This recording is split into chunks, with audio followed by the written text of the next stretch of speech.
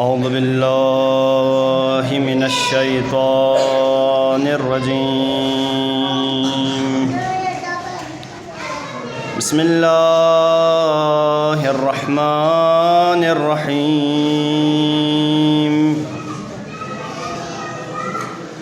الحمد لله رب العالمين، والصلاة والسلام على أشرف الأنبياء والمرسلين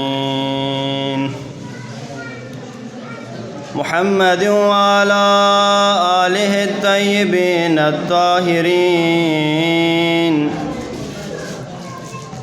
واللعنة على أعدائهم من الآن إلى لقاء يوم الدين.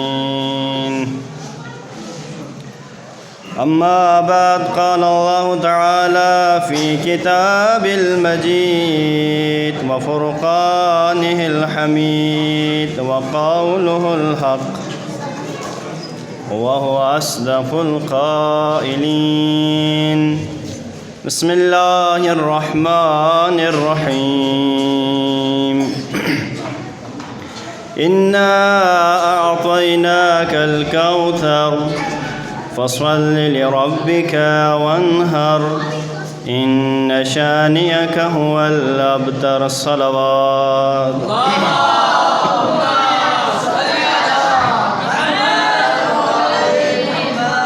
بارگاہ خداوند میں دعا ہے کہ پاک پروردگار عالم اس مجلس میں تشریف فرما جتنے بچے بزرگان جوان تشریف فرما ہیں ان سب کی جو بھی حوائج شرعیہ ہو بحق سید کائنات ان سب کے تمام قسم کی شرعی حوائج کو پوری فرما.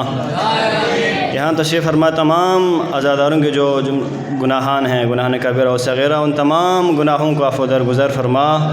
پاک پروردگار عالم ہماری اس مجلس اعضاء کو اپنے بارگاہ میں قابل و منظور فرما. پاک پروردگار عالم اس مجلس کو کامیاب بنانے کے لیے جن جن مؤمنین نے اپنا حصہ ڈالا ان سب کے توفیقات خیر میں اضافہ فرما، ان سب کے مرحومین کے گناہان کبیرہ و صغیرہ کو بخش دے. محمد و آل محمد کی ذات پر بآواز بلند صلوات.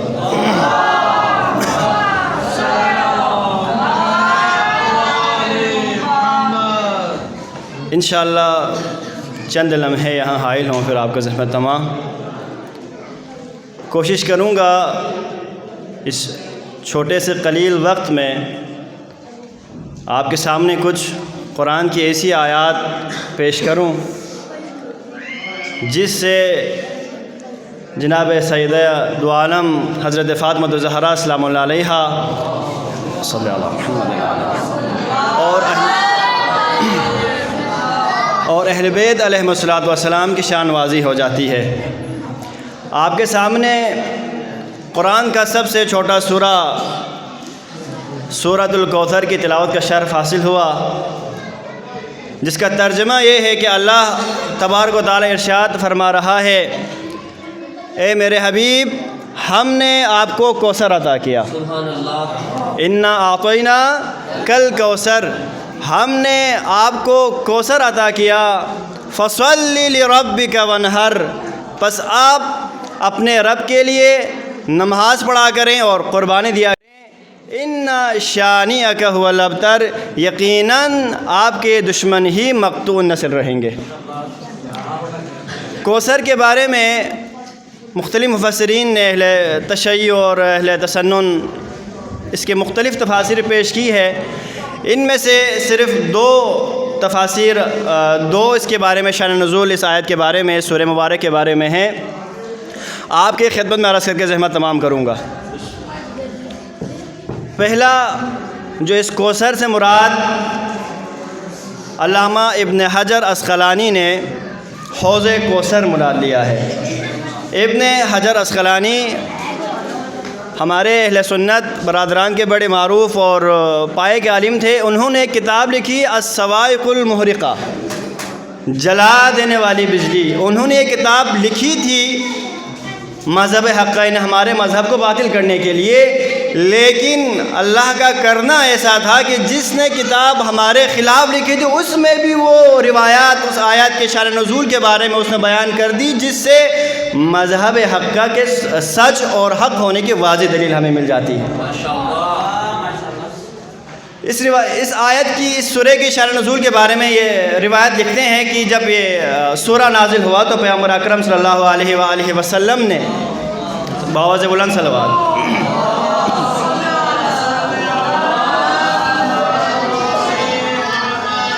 فرمایا، یا علی، قیامت کے دن حوض کوثر سے آپ اور آپ کے چاہنے والے، آپ کی محبت رکھنے والے ہی سیراب ہو جائیں گے، اور آپ کے جو دشمن ہیں، جو آپ سے بغض رکھنے والے ہیں، انہیں حوض کوثر نہیں پلایا جائے گا۔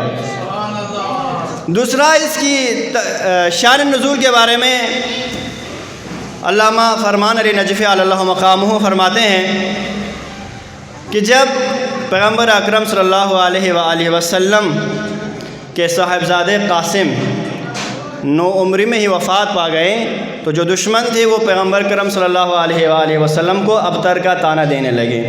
کہا کہ نعوذ باللہ پیغمبر مقطوع نسل رہیں گے، چونکہ اب ان کا کوئی بیٹا نہیں رہا۔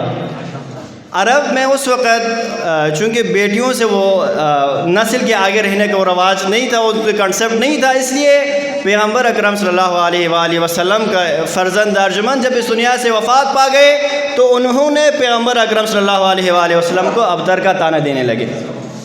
پیغمبر اکرم صلی اللہ علیہ وآلہ وسلم رنجیدہ ہوئے تو اللہ کا اپنے محبوب کا رنجیدہ ہونا پسند نہ ہوا، گوارا نہ ہوا، اور کہا، اے میرے حبیب، آپ نے گھبرانا نہیں، ہم نے آپ کو کوثر عطا کیا ہے۔ کوثر یعنی خیر کثیر، اور اللہ نے آپ کو جناب فاطمہ الزہراء سلام اللہ علیہ کی صورت میں ایک ایسا کوثر عطا کیا، ایک ایسا خیر کثیر عطا کیا کہ قیامت تک کے لیے اللہ نے اس دنیا میں رہنے والے تمام انسانوں کے لیے ایک نظام حیات تشکیل دیا کہ ایک جناب زہرا سلام اللہ علیہ کی نسل سے ایسے 11 ائمہ اللہ تبارک و تعالیٰ نے آپ اور ہمیں عطا کیے کہ اگر کوئی بھی ان 12 سے اگر متمسک رہیں تو اس کی دنیا بھی آباد ہے، اس کی آخرت بھی آباد ہے۔ صلوات پڑھ لیجیے گا محمد و آل محمد کی ذات بآواز بلند صلوات۔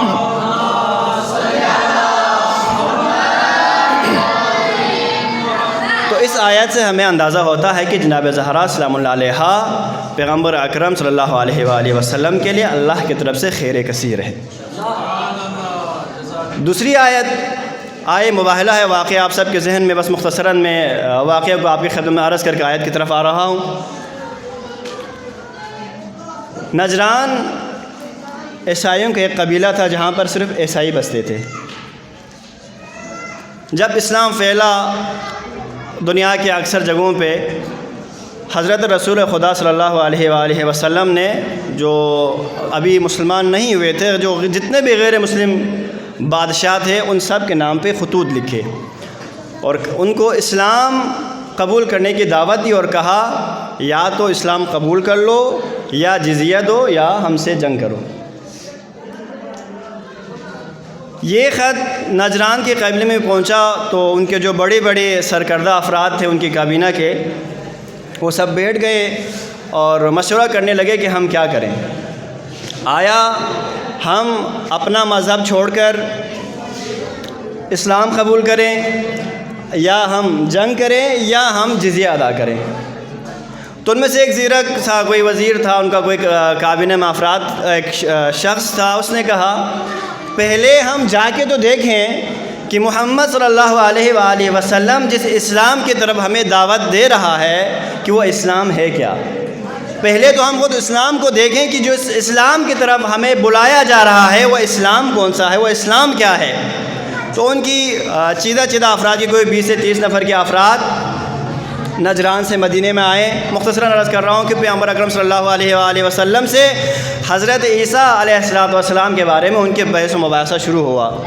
پیغمبر اکرم نے لاکھ ان کو دلیلیں دیں، لاکھ ان کو ایویڈنس پیش کیے، لیکن وہ قانع نہ ہوئے اس بات پر کہ عیسائی حضرت عیسیٰ کو اللہ کا بیٹا مانتے تھے۔ پیغمبر نے فرمایا کہ آپ کس وجہ پر، کس دلیل کی بنا پر حضرت عیسیٰ کو اللہ کا بیٹا مانتے ہیں؟ انہوں نے کہا چونکہ وہ بغیر باپ کے پیدا ہوئے۔ پیغمبر اکرم صلی اللہ علیہ وآلہ وسلم نے ارشاد فرمایا اگر ایسا ہے تو جناب آدم بغیر ماں باپ کے پیدا ہوئے اس کے بارے میں یہ خیال کیوں نہیں ہے؟ اس طرح کے مختلف دلائل قرآن سے، عقل سے، تاریخ سے دلیلیں پیش کی لیکن قانی نہ ہوئے تو اللہ کی طرف سے جبرائیل امین علیہ السلام صلوات بڑھے محمد علی محمد پر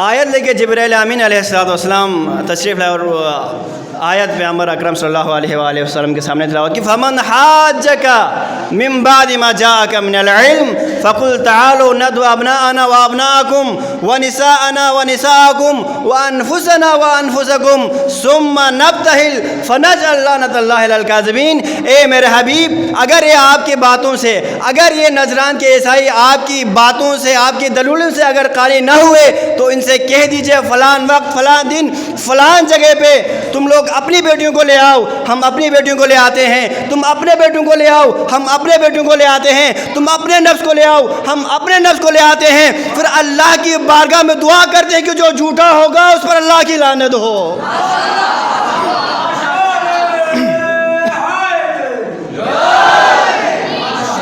مباہلے کا دن مقرر ہوا، عیسائی اپنا جو سب کچھ جتنے بھی افراد تھے سب لے کے فلان جہاں جس میدان میں مباہلہ ہوا وہاں پر لے آئے۔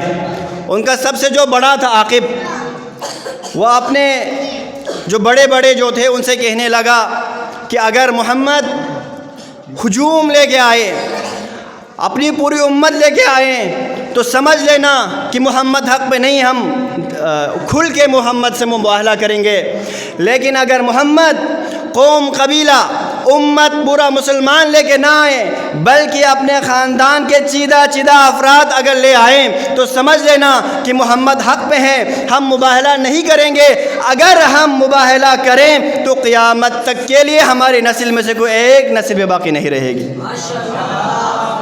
جب دیکھا پیغمبر اکرم صلی اللہ علیہ وآلہ وسلم پنجتن پاک کے ساتھ میدان مباہلے کی طرف بڑھ رہے ہیں، عاقب گھبرا گیا، کہنے لگا ایک مسلمان جو وہاں بیٹھا تھا کہ یہاں سے کون آ رہا ہے؟ حالانکہ عاقب مدینے میں مسجد نبوی میں بھی آیا تھا، پیغمبر کو بھی دیکھا تھا، علی کو بھی دیکھا تھا، پہچانتا تھا کہ یہ محمد ہے، یہ علی ہے، تو آج جب میدان مباہلے کی طرف یہ نوار ذوات مقدسہ تشریف لا رہے ہیں تو کیوں نہیں پہچان رہا؟ تو بڑی اچھی بات یہاں پہ لکھی ہے، نہ پہچاننے کی عاقب کی وجہ یہ ہے کہ عاقب نے جب محمد کو دیکھا تو اکیلا دیکھا تھا، علی کو دیکھا تو اکیلا دیکھا تھا۔ آج عاقب اس میدان کی طرف کچھ ایسے نور کے مجموعے کو دیکھ رہا ہے کہ اس نور کے مجموعے میں جب یہ سب اکٹھے ہو جاتے ہیں تو دنیا کے فرد تو دور کی بات جبرائیل امین جیسا فرشتہ بھی نہیں پہچان سکتا۔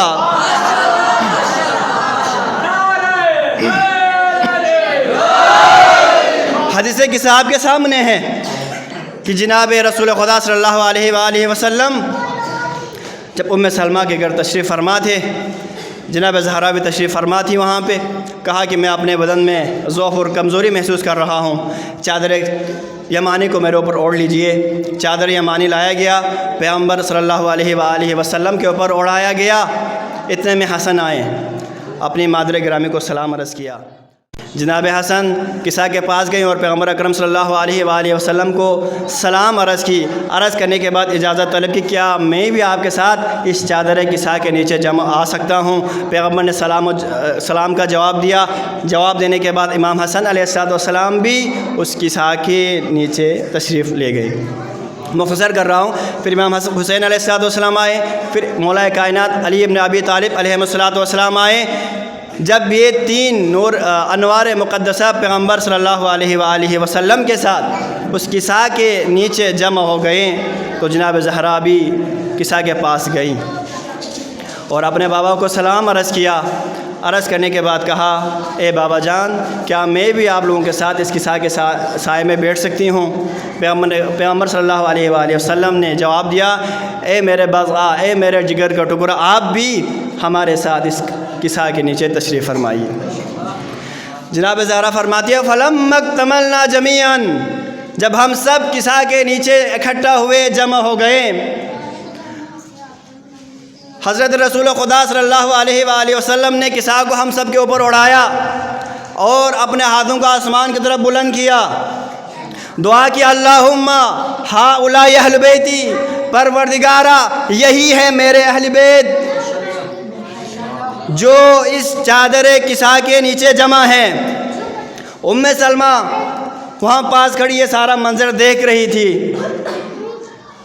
یہ خیال کیا کہ یہ پانچوں ذوات مقدسہ قصہ کے نیچے جمع ہو گئے ہیں تو میں بھی پیغمبر اکرم سے اذن طلب کر کے اس قصہ کے نیچے تشریف لے جاؤں۔ سلام کیا، کہا اے اللہ کے رسول کیا مجھے بھی اجازت ہے کہ میں آپ سب کے ساتھ آ کے یہاں بیٹھ جاؤں؟ بڑا پیارا جملہ پیغمبر اکرم صلی اللہ علیہ وآلہ وسلم نے ارشاد فرمایا انتی علی الخیر، آپ اچھائی پہ ہیں لیکن اس چادر کے اندر آنے کے اہل نہیں ہیں۔ تو اسے یہ سمجھانا چاہ رہے ہیں کہ جو اہل بیت سے تمام گھر کے افراد کو لے رہے ہیں، پیغمبر اکرم صاف طور پر دعائے انداز میں ارشاد فرما رہے ہیں پروردگارا میرے اہل بیت صرف یہی 5 افراد، صرف انہی کے نسل سے جو 12 امام ہیں یہی ہے۔ صلوات پڑھیں جی محمد وعلی محمد۔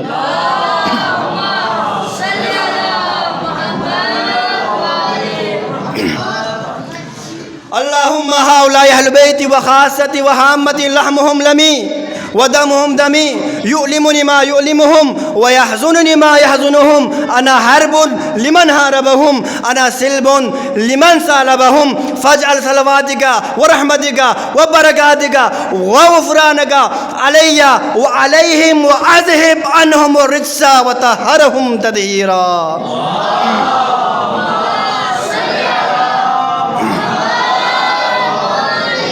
پروردگارا یہی میرے اہل بیت ہیں، یہی میرے خون ہے، یہی میرے لخت جگر ہے، جس نے ان سے صلح کی اس نے مجھ سے صلح کیا، جنہوں نے ان سے جنگ کی اس نے مجھ سے جنگ کیا، آپ ان پر اپنا فضل و کرم و رحمت و نازل فرما۔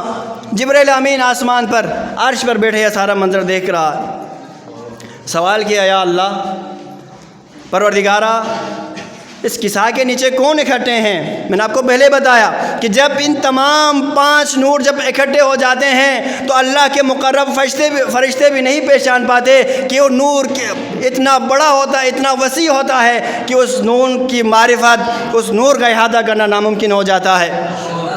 اللہ نے جواب دیا جبرائیل آپ کو نہیں پتہ، آپ تو روز اس گھر میں آتے جاتے ہو، آپ تو روز میرا پیغام لے کے اس گھر میں تشریف لے جاتے ہو، تو آپ کو کیوں نہیں پتہ؟ یہی وجہ کہ جب یہ 5 انوار جب اکٹھے ہو جاتے ہیں تو یہ نور عرش کے بلندیوں کو چھو جاتا ہے۔ جبرائیل امین نے اللہ سے اجازت لیا آئیں زمین پر، آنے کے بعد پیغمبر اکرم صلی اللہ علیہ وآلہ وسلم کو سلام کیا، سلام کرنے کے بعد کہا العلی الاعلی یقرئک السلام ویخصک بالتحیۃ والاکرام وقال انی ما خلقت السماء مبنیہ ولا ارضا مدحیہ ولا فلکا یدور ولا فلکا یسری ولا بحرا یجری الا لاجلکم ومحبتکم۔ اے اللہ کے رسول، اللہ تبارک و تعالیٰ نے آپ کے لیے سلام عرض کیا ہے اور کہا میں نے اگر اس کائنات کو خلق کیا ہے تو صرف تم لوگوں کی محبت میں خلق کیا ہے۔ پیغمبر اکرم صلی اللہ علیہ وآلہ وسلم کی محبت وجہ تخلیق کائنات ہے۔ حدیث قدسی میں ہے لولاک لما خلقت الافلاک، اے حبیب اگر آپ نہ ہوتے تو میں کائنات کو خلق نہ کرتا۔ لولا علی لما خلقتک، اے میرے حبیب اگر علی کا خلق کرنا میرا منشا نہ ہوتا تو میں آپ کو بھی خلق نہ کرتا۔ اور فرمایا لولاک فاطمہ، اگر فاطمہ علیہ السلام کو خلق کرنا میرا منشا نہ ہوتا لما خلقتکما، میں نہ آپ کو خلق کرتا نہ علی کو خلق کرتا۔ یہ وہ زہرا ہے جس کی فضیلت و مرتبت اتنی زیادہ ہے کہ جب بھی جناب زہرا سلام اللہ علیہا پیغمبر کے پاس تشریف لایا کرتیں تو آپ اپنا مسند چھوڑ کر کھڑے ہو کر جناب زہرا کی تعظیم کے لیے کھڑے ہویا کرتے تھے۔ آج وہی زہرا، جس زہرا کے در پر فرشتے بھی بغیر اذن کے نہیں آتے تھے، آج اسی رسول کی امت آگ لیے زہرا کے دروازے پہ پہنچ گئے ہیں اور کہہ رہا ہے زہرا اگر علی باہر بیعت کے لیے نہ آئے تو ہم اس گھر کو آگ لگا دیں گے۔ جناب زہرا سلام اللہ علیہا ارشاد فرماتی ہیں اے لوگو، کیا تم لوگ نے بلا دیا کہ پیغمبر اکرم صلی اللہ علیہ وآلہ وسلم نے فرمایا تھا فاطمہ تو بضعۃ منی، فاطمہ میرا ٹکڑا ہے، من اذاہا وقد اذانی، جس نے فاطمہ کو اذیت دی اس نے مجھے اذیت دی۔ کیا تم لوگ زہرا کی مرتبت کو، زہرا کی فضیلت کو نہیں پہچانتے؟ ملعون باہر سے کہنے لگا اگرچہ محمد کی بیٹی فاطمہ ہو تب بھی گھر کو آگ لگا۔ یا اللہ اکبر، اجرکم اللہ، اجرکم علی الزہرا۔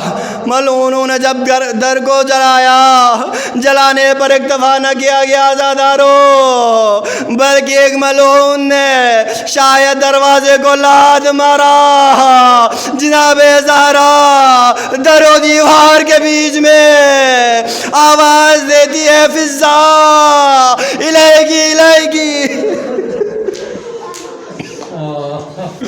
فضا ہائے میرا محسن شہید ہو گیا۔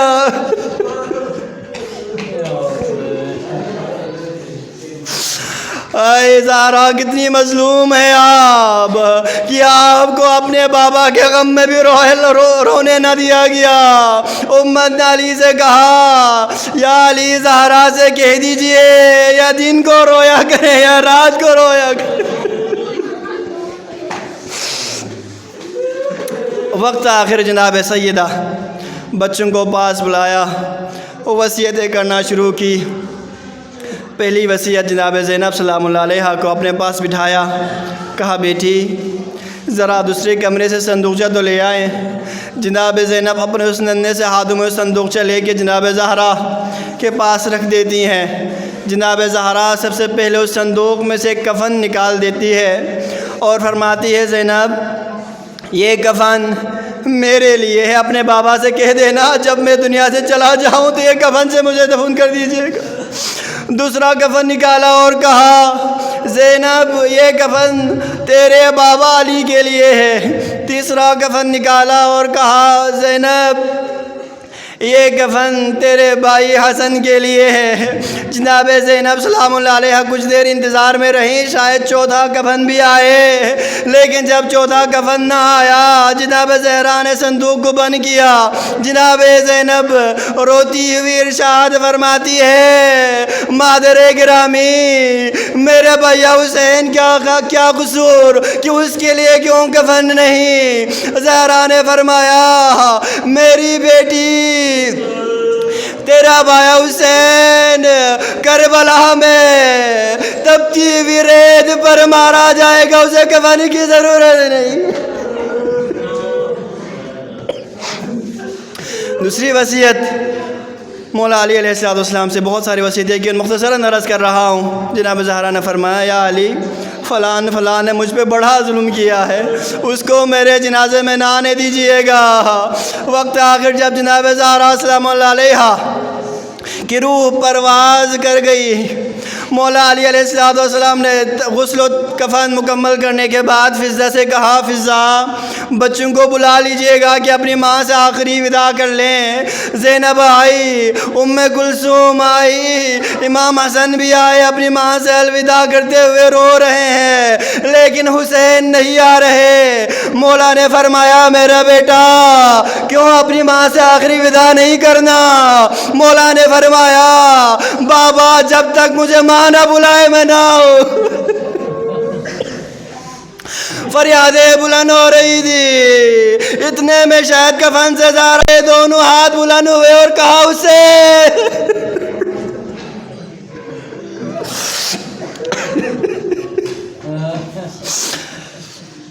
ودا لیا گیا جناب زہرا کو رات کی تاریکی میں دفنانے کے لیے لے کے جا رہے ہیں۔